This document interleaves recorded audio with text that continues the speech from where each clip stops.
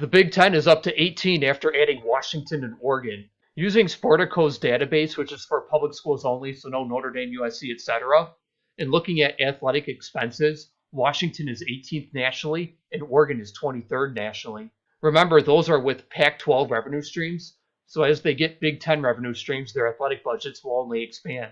Of the top 32 nationally, the Big Ten and SEC have 14 apiece, while the ACC has 4. Sticking with the Sportico database, and keep in mind it's public schools only, so no Notre Dame, USC, etc., looking at football generated revenue, Washington is 15th and Oregon is 19th, and the entire top 19 will now belong to the SEC or Big Ten, with 10 to the SEC and 9 to the Big Ten.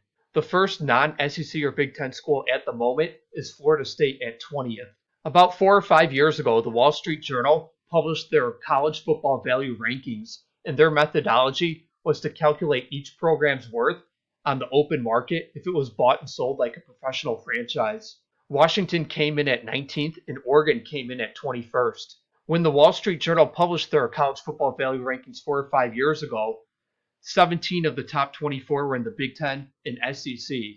And since then, we've seen Texas and Oklahoma join the SEC, USC and UCLA join the Big Ten, and Washington and Oregon join the Big Ten. So that number is now 23 of the top 24 in the SEC or Big Ten, and then there's independent Notre Dame. Now, I don't fully agree with the Wall Street Journal's value rankings, considering Florida State and Clemson are not listed in their top 24, but the general point is their college football value rankings demonstrate the consolidation college football is seeing in the SEC and Big Ten, the top 2 conferences. Before the Big Ten added USC and UCLA, the Big Ten had an average 10-year Sagarin of 48.0, while the SEC had an average 10-year Sagarin of 34.4. After adding USC and UCLA, the Big Ten's average improved to 46.3, and now that they're adding Oregon and Washington, Oregon being 16th at 26.8, and Washington being 18th at 28.5, the Big Ten's average 10-year Sagarin improves from 46.3 to 44.3. Academically, both Washington and Oregon met the threshold to be accepted by the Big Ten presidents. Washington is very impressive academically. They're number 55 in U.S. News, number 45 in Wall Street Journal / Times Higher Education, number 14 in Shanghai ARWU. Washington's an AAU school, and number 5 in the country in R&D expenditures. Oregon is a little lower at number 105 in U.S. News and number 149 in R&D expenditures, but being an AAU school and number 86 in Shanghai ARWU was more than good enough to meet the bar for Big Ten presidents. Moving into TV, the additions of Washington and Oregon help solve NBC's problem of November post-daylight savings time primetime slots, as Michigan, Ohio State, and Penn State don't want November post-daylight savings time home games at night. That impacts 4 to 5 slots per year, week 10 Saturday depending on when daylight savings time expires on the calendar, then week 11 Saturday, week 12 Saturday, week 13 Black Friday, and week 13 Saturday. Washington and Oregon give NBC more desirable options for that slot, as the Big Ten will now have 4 West Coast teams, and 2 should be playing at home each of those last 4 weeks of the regular season. Plus, NBC will have the non-Michigan, Ohio State, Penn State teams at home as well. For TV ratings, we're going to look at the ratings on 5 different networks: ABC, Fox, ESPN, ESPN2, and FS1. The parameters for the games we'll use in the samples are in the upper left-hand corner, and they are going to cover 8 seasons from 2014 through 2019, and then we'll skip the COVID year in 2020, and then use 2021 through 2022. The games have to be against a Power 5 opponent, or Notre Dame, or BYU, who is independent only, so no group of 5 games from those years will count. Also, no bowls and no conference championship games, and then no reverse mirror / split regional games. Now, here are the ABC games covering those 8 seasons. It's broken up into time slots: Black Friday, then the early slot on Saturday, then the mid-afternoon slot on Saturday, then prime time on Saturday.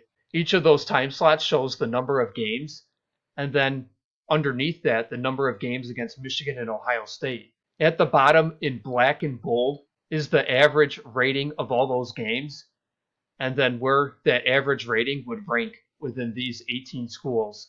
And below the rank line is the games line that shows the total number of games And underneath the games line shows the number of games versus Michigan and Ohio State. Now, the bottom two lines are the lines that I'm going to pay attention to. They are in red and bold, and they are what your average rating was in the games that were not against Michigan or Ohio State. And the reason I'm excluding the games against Michigan or Ohio State is because we're trying to compare the Big Ten schools against the Pac-4 schools. And the Big Ten schools had access to those games against Michigan and Ohio State, while the Pac-4 schools rarely ever got to play Michigan or Ohio State. And the bottom line is each school's ranking. And if you take all games and include all the games everyone played against Michigan or Ohio State, Washington was 13th of 18 and Oregon was 5th of 18. However, if you eliminate everyone's games against Michigan or Ohio State, Washington is now 11th of 18 and Oregon is 3rd of 18. This graph plots each school's games on ABC in those 8 seasons, with the games against Michigan or Ohio State excluded. Each team's games are sorted from their highest rated game to their lowest rated game. The top to bottom on the left axis, where it goes from 0 to 12, demonstrates the number of viewers in millions for each game. And then going from left to right horizontally, that is the number of games they've played. So each dot represents a game, and then they all add up. So obviously, Ohio State had the most ABC games, Michigan had the second most, Penn State had the third most.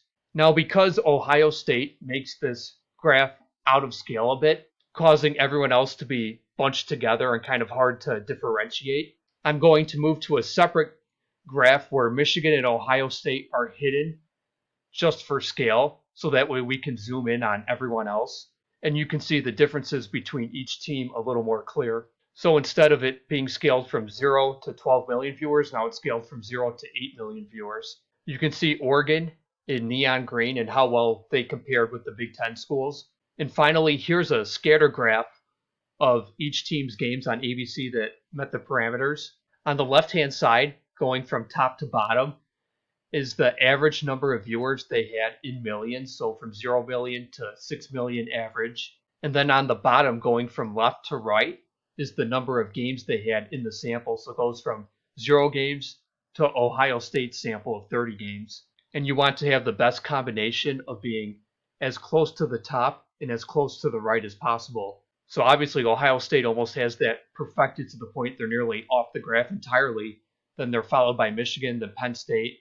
Then you have Oregon and USC and Wisconsin grouped together. Now the Fox games, same parameters. They're from 8 seasons, 2014 to 2019, then 2021 to 2022. They are Power 5 or Notre Dame or BYU games only. No bowls, no conference championship games, no reverse mirror or split regional.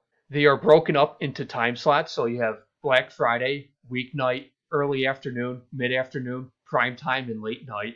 And for each time slot, you have the number of games in that time slot, and then how many of those games are against Michigan and Ohio State. Then at the bottom in black and bold, you have the average rating of all those games, and then the ranking of that average rating between all these teams. Then below that, in italics, in non-bold, is the number of games in the sample size, and then how many of those games were against Michigan and Ohio State. And at the bottom in red and bold is if you were to isolate the games against Michigan and Ohio State out of the picture, what the new average rating would be, and then where it would rank among everybody. Oregon and Washington rank 10th and 14th once everyone's games against Michigan and Ohio State are removed. However, that is in part due to sample size, as Oregon and Washington's larger samples of more mid to lower tier games dilute their average. For example, in 4th is Minnesota with only a 3-game sample size. Purdue is in 9th with a 4-game sample size. Northwestern is in 11th with a 5-game sample size. And then compare that to Oregon, who's 10th with a 17-game sample size, or USC, who's 12th with a 22-game sample size, UCLA in 13th with a 21-game sample size, and Washington 14th with a 19-game sample size. So you can't really just go off averages. As a media executive, would likely value Oregon or USC or UCLA or Washington higher than Minnesota or Purdue or Northwestern, given the vast difference in sample sizes. Now here is each Fox game meeting the parameters plotted. It's each team's highest rated game to their lowest rated game, and it's scaled from 0 to 10 million viewers. As you can see, since Ohio State and Michigan kind of blow it up out of scale, that causes everyone else to be bunched together. So once again, we'll do a separate graph hiding Michigan and Ohio State. So now it's scaled from 0 to 8 million instead of 0 to 10 million. And now you can start to see some of the differences between the teams. Oregon in neon green does pretty well, and Washington in those purple circles is middle of the pack. And now a scatter graph, where the left-hand side going top to bottom is the average viewers in millions from 0 to 6 million. And then the bottom going from left to right is their sample size from 0 games to about 22 games. Obviously, Ohio State has the best combination of being closest to the top and to the right. They have a large sample size and are also the highest in average viewers. Michigan is not far behind them. And then you have USC, UCLA, Washington, and Oregon, who were widely used by Fox. Now ESPN, same parameters as usual, broken up by time slot, weeknight, early afternoon, mid-afternoon, prime time, late night. In black and bold at the bottom, you have the average rating of all the games, and then their rank. And then in italics and non-bold, you have the number of games in that sample size and how many of those were against Michigan and Ohio State. And in red and bold at the bottom is their average rating if you remove the games against Michigan and Ohio State, and then their ranking. And once those games versus Michigan or Ohio State were isolated, Washington and Oregon ranked 10th and 12th. However, that is in part due to sample size, as Oregon and Washington's larger samples of more mid to lower tier games diluted their average. For example, Iowa was in 8th with 6 games, Northwestern was in 9th with 6 games, Indiana was in 11th with 3 games, Purdue was in 14th with 4 games, whereas you had Washington in 10th with 15 games, Oregon in 12th with 19 games, USC in 13th with 20 games, and UCLA in 15th with 17 games. Now this graph has each team's games plotted one by one from their highest viewed game to their lowest viewed game. Once again, you have Ohio State, Michigan kind of blowing the graph out of proportion as it is scaled from 0 to 12 million. So we will move to the next graph, which is scaled from 0 to 5 million after hiding Michigan and Ohio State. In neon green is Oregon, and you can see that they had the second most games in the sample size and rated pretty well. And Washington was in those purple circles, and they also rated pretty well and had the 4th largest sample size behind USC, Oregon, and UCLA. Now a scatter graph for ESPN games. Once again, left-hand side going from top to bottom is their average viewers in millions from 0 to 5 million. And then at the bottom going from left to right is the number of games in the sample size from 0 to 20. Obviously, you have Ohio State and Michigan quite a bit above everyone else in average viewers. And then you have USC, Oregon, UCLA, and Washington having a larger sample size than everyone else, which by default drags down their average viewership a bit. Here are the ratings for the Deuce using the same parameters, broken up by time slot, weeknight, early afternoon, mid-afternoon, prime time, and late night. In black and bold at the bottom are the average viewership for all those games and then their ranking. And then in italics, in non-bold, is the number of games in that sample size and how many of them were against Michigan or Ohio State. And then in red and bold is their average viewership if you remove the Michigan and Ohio State games, and then their ranking. Once you eliminate those games against Michigan and Ohio State, Washington was 6th of 18, and Oregon was 9th of 18. However, it's also worth noting that both of their sample sizes were small at 3 games. And here are each school's games on ESPN2 plotted from the highest viewership to the lowest viewership. Purdue had a large sample size, as did Iowa, followed by Minnesota. We're going to do what we've done for all the other networks and then remove the Michigan and Ohio State, hide them from the graph for scale. So now we can more clearly see the differences between each school. And really, most of these schools are bunched up together on ESPN2. The sample sizes were pretty small. Nebraska seemed to rate the best on ESPN2. And here's a scatter graph for all games on the Deuce. Left-hand side, once again, is the average viewership from 0 to 2 million. And then on the bottom, going from left to right, is the sample size going from 0 games to 18 games. Ohio State is not even on here because they didn't have any games that met the parameters for ESPN2. I probably should have mentioned that earlier. So Michigan has the best ratings. You have a wide variance in sample size as Purdue, Iowa, Minnesota, and somewhat Illinois have large sample sizes. Then you have some mid-sized sample sizes with Nebraska, Northwestern, and Maryland. but then everyone else has a sample size of 5 games or fewer. So it's hard to read too much into ESPN2 ratings. And finally, the FS1 ratings, divided by time slot: Black Friday, weeknight, early afternoon, mid-afternoon, prime time, and late night. At the bottom in bold and black is the average viewership in their rank. And then below that in non-bold and in italics is the number of games in that sample size, and then how many of those games were against Michigan or Ohio State. And at the very bottom in red and bold is the average viewership in games where they did not play Michigan or Ohio State and where that ranked. Once games versus Michigan and Ohio State were isolated, Oregon and Washington ranked 9th and 10th. This graph plots each team's viewership from their highest rated game to their lowest rated game.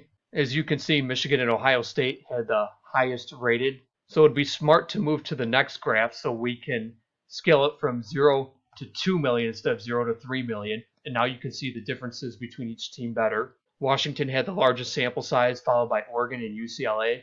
And Washington and Oregon both rated pretty well, along with Penn State, Nebraska, Michigan State, etc. And finally, the FS1 scatter graph. On the left-hand side, top to bottom, is the average viewers from 0 to 2.5 million. And then on the bottom from left to right is the number of games. Unsurprisingly, Ohio State, Michigan are way up high. Washington had a very large sample size all the way to the right at 17 games. The next closest were Oregon and UCLA at 11. So obviously those three schools had their averages diluted a bit. Now putting all of that together, here are the rankings for each network with their average rating and then the number of games in that sample size. Remember that games against Michigan or Ohio State were excluded. I tried to categorize them by sample size, so I tried to remove the small sample sizes and put them to the right. It was a bit tough to do to find that cutoff line. But at the top is ABC. On the left is the rankings for teams that had a sample size above 3 games. Oregon was 3rd, Washington 11th. And then the bottom right was for the teams that were below 4 games. Then in the middle left is ESPN. On the left is for the teams that were above a 5-game sample size. Washington was 8th, Oregon was 9th. And then on the right is for the teams that had a sub 5-game sample size. Then in the middle right is ESPN2. There were a lot of small sample sizes here, as only 5 teams had a sample size above 5 games. The ESPN2 ratings had predominantly small sample sizes, as only 6 teams had a sample size larger than 5 games. So I put the cutoff at 2.5 games only because Washington and Oregon were all the way down at 3 games. And Washington was at 6 and Oregon was at 8. In the bottom left are the Fox games. On the left-hand side are all the teams with more than 4 games. Oregon was 8th and Washington was 12th. And then on the right-hand side are all the teams with under 5 games. And finally, in the bottom right are the FS1 ratings. On the left-hand side are all the teams with a sample size of at least 4 games. Oregon was 6th and Washington was 7th. And then the bottom right are the teams who had a sample size of under 4 games, and they were Ohio State, Michigan, and Wisconsin. Now, Ohio State and Michigan, for sure, if they had a larger sample size, would have been above Oregon, Washington, so you can bump Oregon, Washington to 8th and 9th, and perhaps Wisconsin might have been above them too, so that would have pushed them to 9th and 10th, right at the midline. Now, here are each school's games plotted from their highest viewership game to their lowest viewership game on each network: ABC, ESPN, ESPN2, Fox, and FS1. Obviously, the games against Michigan or Ohio State are excluded. And as I said many times previously, these graphs are a little out of scale due to Ohio State and Michigan having such high ratings. So we'll move on to the next slide, which is the same graphs, but with Michigan and Ohio State hidden. So the scale is more in line with everyone else. And we can zoom in on each of these graphs with all the other teams and see the differences more clearly. In neon green on all these graphs is Oregon, and in the purple circles on all these graphs is Washington. And finally, the scatter graphs for each network. For all of them, once again, you want to be as close to the top and as close to the right. The best combination of being to the top and to the right is possible. So like on that ABC graph, Ohio State is almost off the chart because they're perfectly to the top and to the right. Top to bottom measures your average viewership in millions, and then left to right is your sample size of games. Overall, my read of the graphs is Washington fit in the mid-pack of the Big Ten, while Oregon was a little above the mid-pack.